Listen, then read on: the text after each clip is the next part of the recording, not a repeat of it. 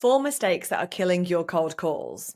Now, I've had two cold calls this week and both were terrible.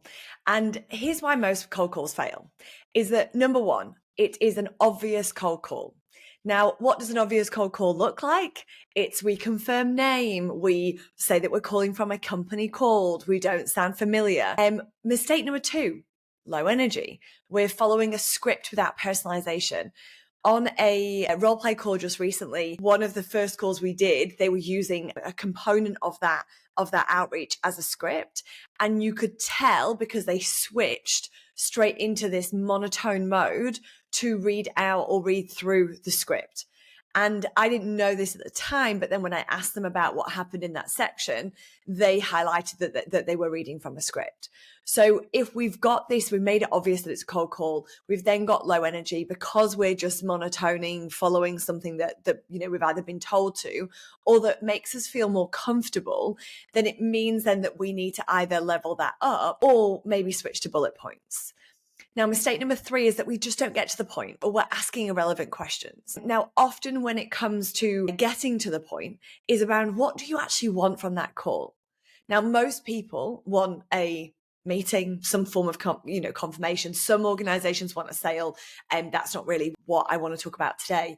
But in that realm is that if we're not getting to the point or if we're making it too broad, for example, if we're saying it'd be great to know what you're doing for your cybersecurity, it's too broad. They're not going to give you that information straight away anyway. They shouldn't be because it's private information. And that's the whole point of cybersecurity is to keep you secure and from people that are trying to get in and hack and certainly calling is one way to do that. And then if we're asking those irrelevant questions, the person on the other end is going to be like, what do you actually want? Like, what are you trying to get to? And this is when we get our objections and our brush offs because we're not getting to the point, because we are asking those irrelevant questions and taking too long. People haven't got time. Now, mistake number four, so we said four mistakes of cold calling. Mistake number four is not knowing how to handle a brush off or a no. Now, often we can look at these objections. However, they can't be an objection yet if they don't really know what it is that you're offering or how you could potentially have an impact.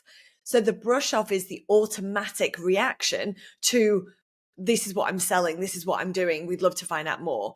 Oh, we're all good for that. We haven't quite got time for that. Oh, it's not a priority for us right now. Because it's either you're going to try and sell something to me or I don't quite know what you're trying to sell to me. So I'm just going to say that we don't need it. Okay. So if we switch that up in terms of we know the four mistakes, we've got that it's an obvious cold call and we're not sounding familiar, switch that up. Sound familiar, use their name, use your company name with absolute confidence. When we look at the low energy or following a script, change your script to bullet points if you're still not quite confident. If you're still not confident, practice it out loud. Your mouth needs to be used to the words and the order in which those words are being used.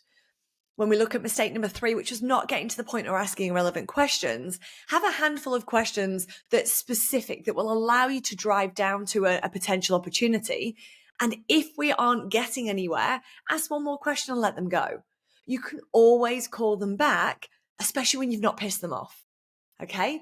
And then mistake number three, which is not knowing how to handle a brush off or a no or some form of objection, is that we need to know that as soon as we get that, it's not necessarily correct. And at that point, if we go and ask another question or gather something else that will help us when we call them again, we've now done more with that lead. We've developed that prospect or that opportunity.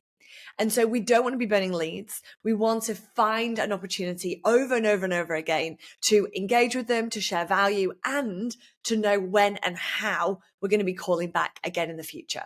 So don't make these four mistakes, and I wish you great sales success.